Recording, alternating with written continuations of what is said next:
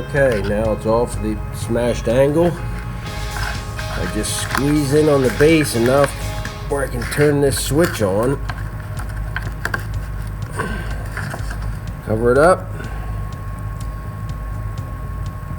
Still works fine.